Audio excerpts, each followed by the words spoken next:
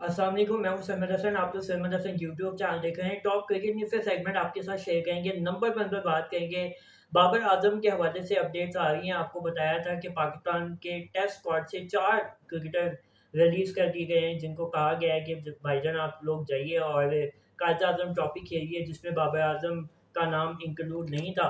तो बाबर आजम का नाम इंक्लूड कर दिया गया जी कायद आजम ट्रॉफी के लिए। वो भी आपको बताएंगे क्या अपडेट है। अली तईन बड़ा एंग्री हैं पीएसएल की जो फ्रेंचाइज है उसके हवाले से, मैनेजमेंट के हवाले से। वसीम अकरम हारिस रऊफ पे बड़ा गुस्सा है। मोहम्मद आमिर को उन्होंने बड़ा प्रेज़ किया है, उसके हवाले से बात करेंगे। इंडिया पाकिस्तान वुमेन मैच जारी है, उसके वजह से भी अपडेट देंगे आपको। आगे बढ़ने से पहले आपसे रिक्वेस्ट दरख्वास्त, वीडियो अच्छा लगे तो इसे लाइक करना मत भूलिएगा, सब्सक्राइब करना मत भूलिएगा चैनल पर नए आने वाले दोस्त, और बेल की घंटी को भी ज़रूर दबाइएगा और सब्सक्राइब करके बेल की घंटी को दबा के इस फैमिली का हिस्सा बन जाइएगा।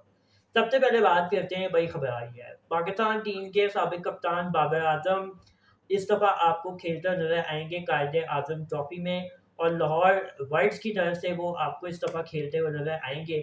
अच्छी बात ये है कि बाबर आजम को जो पाकिस्तान और साउथ अफ्रीका की होम सीरीज़ है, साउथ अफ्रीका ने पाकिस्तान के अंदर टेस्ट, ओडीआई और टी20 खेलने आना है।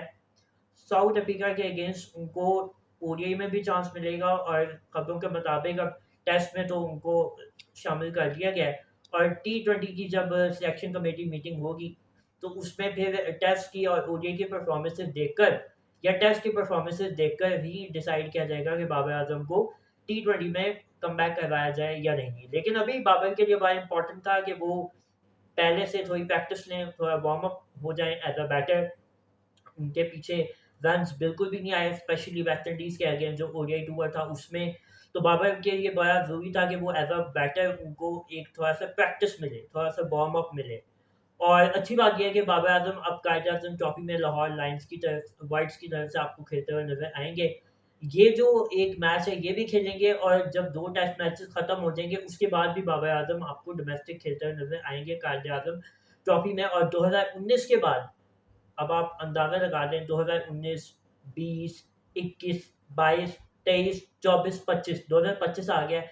बाबर आज़म कभी भी डोमेस्टिक में खेलने नहीं गए। तो ये बड़ी अच्छी बात है कि पीसीबी ने ये प्लान किया, और हमने भी बात की थी कि बाबर आज़म को आपको डोमेस्टिक खिलाना चाहिए, और बाबर आज़म इस दफ़ा डोमेस्टिक में खेलेंगे, परफ़ॉर्म करेंगे पाकिस्तान क्रिकेट टीम के लिए। ये अच्छी बात है। ऑलरेडी आपके जो वनडे के वाइस कप्तान हैं, टी20 के कप्तान सलमान अली आगा, उनका नाम भी चल पड़ा है, वो भी खेलेंगे। मोहम्मद रिज़वान आपके ओडीआई के कैप्टन, वो भी खेलेंगे, और साजिद खान और हसन अली भी आपका ये कायद-ए-आज़म ट्रॉफी साउथ अफ्रीका वाली जो टेस्ट सीरीज़ है उससे पहले खेलेंगे। इसके बाद जो अपडेट आ रही है वो आ रही है वसीम अकरम के हवाले से, और वसीम अकरम ने हारिस रऊफ को बड़ा आड़े हाथों लिया है, बड़ा रगड़ा लगाया। उन्होंने कहा जो बड़ा मैच आता है हारिस रऊफ जो है वो दुम्बा बन जाते हैं उन बड़े मैचों में। और दुम्बे का लफ्ज़ उन्होंने नहीं बाय द वे इस्तेमाल किया, मैं क्लियर करता जाऊँ। तो हारिस रऊफ की खूब पिटाई होती है। 2021 टी20 वर्ल्ड कप का सबको याद होगा, हारिस रऊफ की खूब पिटाई हुई। ऑस्ट्रेलिया ने खूब उनको कुटा। फिर 2022 टी20 वर्ल्ड कप, सबको पता है हारिस रऊफ, वो जो एमसीजी में मैच था, विराट कोहली ने मैच ले गया आपसे, विराट कोहली एमसीजी के अंदर। फिर 2022 टी20 एशिया कप फाइनल, जहाँ पे पाकिस्तान टोटली डोमिनेट कर रहा था श्रीलंका पे, वहाँ पे हारिस रऊफ की पैथेटिक बॉलिंग, आप मैच हार गए। फिर 2023 पूरा वर्ल्ड कप हारिस रऊफ को खूब मार पड़ी। 2023 का एशिया कप हारिस रऊफ को खूब मार पड़ी, डिस्ट्रॉय किया गया हारिस रऊफ की बॉलिंग को। हारिस रऊफ के पास है क्या? सिर्फ स्पीड। स्पीड पे अगर आप आएँगे ना तो भाईजान आप हारिस रऊफ साहब आप सर्वाइव नहीं कर सकते। आपके पास लाइन ऑफ लेंथ होना ज़रूरी है, आपके पास यॉर्कर्स होना ज़रूरी है, आपके पास बाउंसर होना ज़रूरी है। और फ्लैट विकेट पे तो वैसे ही हारिस रऊफ क्लूलेस हो जाते हैं ना। जहाँ पे थोड़ी बहुत फास्ट बॉलिंग, आप हारिस रऊफ को Australia, England, New Zealand, south Africa, वहाँ पे आप हारिस रऊफ को बॉल करवा लें, हारिस रऊफ अच्छा कर देगा। लेकिन एशियन कंडीशन में हारिस रऊफ बिल्कुल यूज़लेस है। जैसे दुबई है, बांग्लादेश है, श्रीलंका है, वेस्ट इंडीज़ है, जहाँ पे स्लो विकेट्स होते हैं, टर्नर्स होते हैं, स्पिन ट्रैक्स होते हैं, वहाँ पे हारिस रऊफ बिल्कुल भी परफ़ॉर्म नहीं करता। हाँ, छोटी टीमों के अगेंस्ट हारिस रऊफ की बॉलिंग बहुत अच्छी रहती है। जैसे श्रीलंका हो गया, आपका बांग्लादेश हो गया, यूएई हो गया, ओमान हो गया, इस तरह की जो टीमें, ज़िम्बाब्वे हो गया, अब तो ख़ैर ज़िम्बाब्वे भी आपकी पिटाई लगाता है। तो हारिस रऊफ बिल्कुल ही क्लूलेस हो जाते हैं, और फिर प्रेशर बनता है शाहीन शाह अफरीदी के ऊपर। शाहीन भी फिर उस प्रेशर को अब्ज़ॉर्ब नहीं कर पाते, नहीं झेल पाते और फिर दोनों की खूब पिटाई होती है। तो वसीम अकरम ने कहा जी कि अगर मोहम्मद आमिर आपकी टीम में आ जाएँ, वर्ल्ड कप 2026 में आ जाएँ या वो होते पाकिस्तान के पास, तो वो एक ऐसा फैक्टर थे जो कि चालाक हैं, क्लेवर बॉलर हैं और बैट्समैन्स के माइंड्स के साथ वो खेलते हैं। वो क्लेवर बॉलर हैं, वो बैटर्स के माइंड्स के साथ खेलते हैं। बट आपको भाईजान ये नहीं भूलना कि जो आपका यूएसए वाला मैच था 2024 टी20 वर्ल्ड कप का, आमिर ने 19 ओवर बहुत शानदार किया। वहाँ से बाबर आजम के माइंड में ये चला कि जी ये 20वें ओवर में तो अब हारिस राउफ को मार पड़ गई है, मैच सुपर ओवर में चला गया है, तो क्यों ना मोहम्मद आमिर को ही दोबारा बॉलिंग दे दी जाए। आमिर वो बॉलिंग दी गई बाबर का, वो बेहतर डिसीजन था, अच्छा डिसीजन था, बाबर का उसमें कसूर नहीं था। क्योंकि आपका आमिर एक्सपीरियंस बॉलर था, उसने पहले 19 ओवर अच्छा डाला था। लेकिन वो आमिर का फिटनेस लेवल जवाब दे चुका था। आमिर की वो जो स्किल लेवल था, आमिर अपने स्किल पे बॉल नहीं डाल रहा था 19वां ओवर के बाद। तो फिर पाकिस्तान को वो rest is history super over में शिकस्त भी हुई। 19 रन भी पड़े और बाद में जब चेज़ करने पे आया तो वो शादाब, इफ्तिखार और फ़खर ज़मान को तो खैर स्ट्राइक ही नहीं मिली। तो वो पाकिस्तान चेज़ नहीं कर सका। तो वसीम अकरम ने इस सेंस में कहा है कि आमिर अगर होते, तो आमिर अच्छी परफ़ॉर्मेंसेज़ दिखा सकते थे। आमिर के पास दुनिया भर की लीग्स का तजुर्बा है, तो इस बेस पे आमिर अच्छा बॉलर है हारिस रऊफ़ की नस्बत, इसमें तो कोई डाउट नहीं है।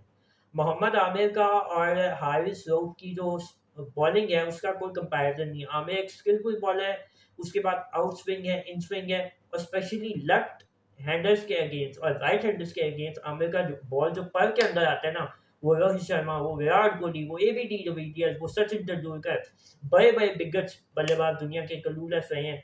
तो आमिर ने इम्पैक्ट तो क्रिएट किया अपनी बॉल के साथ। इसके बाद जो अपडेट आ रही है, वो आ रही है जी पीएसएल के जो ओनर हैं, मुल्तान सुल्तान के अली तय्यब साहब।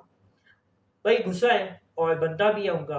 उन्होंने कहा है कि जो मेरी नेक्स्ट टीम होगी, वो मैं अपनी टीम का नाम स्नेक रखूँगा और पीएसएल की मैनेजमेंट को उन्होंने क्लूलेस मैनेजमेंट करार दी है। क्यों? क्योंकि इस वक़्त जो अली तय्यब साहब हैं, वो 1 अरब रुपया लगा रहे हैं पीएसएल के ऊपर, मुल्तान सुल्तान के ऊपर।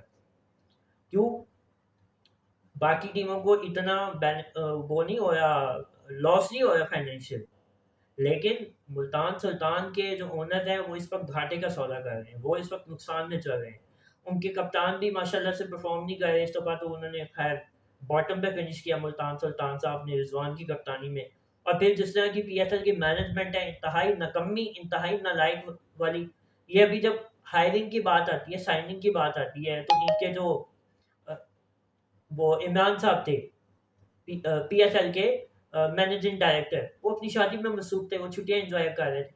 फिर जो आपने सीईओ लगाए हैं सलमान नसीर साहब, उनका कोई रोल नहीं नज़र आता। आप बड़े नाम लाने में नाकाम हो पीएसएल में। फिर आप बात करते हो कि जी हमने ऑडिट के लिए एक वो टीम बाय की है। भाई कौन-सी ऑडिट के लिए टीम बाय की है आपने? वो टीम तो नज़र आए ना, वो टीम कहीं नज़र ही नहीं आ रही। फिर अभी तक आपने जो 2 टीमें इंक्लूड करनी थी पीएसएल में, उनके नाम आपने फाइनलाइज़ नहीं किए। आपने उन प्लेयर्स की कोई अपडेट नहीं है कि कौन से प्लेयर्स खेलेंगे। आप हर दफ़ा बड़े नाम लाने में, फॉरेन प्लेयर्स लाने में नाकाम रहते हो। अभी तक दुनिया भर की लीगों में इवन कि आईएल टी20 लीग में ऑप्शन आ गया है।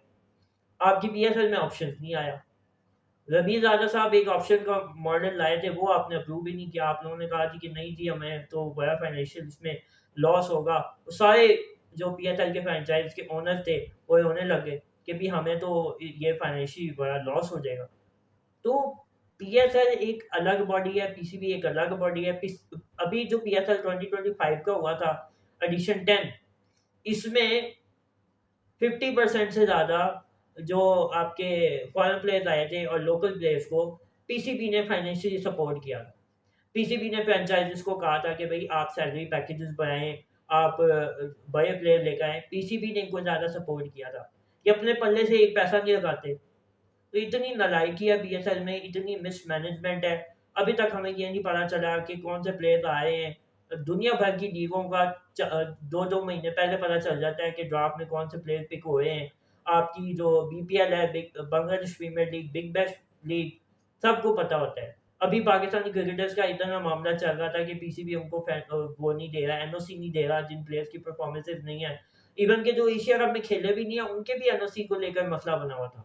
तो वहाँ पे जो आपके ये ऑस्ट्रेलिया के हेड हैं क्रिकेट बोर्ड के, ग्रीनबर्ग, वो आए। उन्होंने कहा कि हमारी पीसीबी से बातचीत जारी है और हम पाकिस्तानी क्रिकेटर्स को एनओसी लेकर देंगे, और पीसीबी ने उनको यकीन दहानी करा दी। तो आपके तो इतने रौले रप्पे हैं पीसीबी ने, फ्रेंचाइज ओनर्स के, और जनाब ये पीएसएल की मैनेजमेंट के, इतनी क्लूलेस नालायकी वाली ये मैनेजमेंट है कि इसका क्या ही किया जाए। वीडियो अच्छा लगे तो इसे लाइक और शेयर जरूर करें। By the way, India Pakistan का वुमेन्स का वर्ल्ड कप का मैच भी जारी है। पाकिस्तानी कप्तान फातिमा सना ने बड़ी शानदार कप्तानी की है, 247 पर रोक दिया इंडिया को। एक टाइम पर लग रहा था कि 210 220, लेकिन आखिर में आके वो जो होशियां इंडिया के क्रिकेटर्स हैं, उन्होंने 20 पे 35 बनाकर पाकिस्तानी बॉलर्स का कबाड़ा कर दिया। और मज़ेदार इंसिडेंट ये हुआ मैच में कि पाकिस्तानी जो वुमेन कैप्टन है वो टॉस के टाइम कुछ और कह रही थी और वो सुनाया कुछ और जा रहा था। बाय द वे, वो जो हैंडशेक कंट्रोवर्सी है वो बाई द कंटिन्यू है, कोई हैंडशेक नहीं किया। आप लोग भी इसके लिए यूज्ड टू हो जाएं। अब इंडिया पाकिस्तान के मैच में होपफुली आपको इन फ्यूचर ये हैंडशेक वाला सिस्टम नजर नहीं आएगा। अगली वीडियो में मुलाकात होती है, इजाजत दीजिए आप, अल्लाह हाफिज।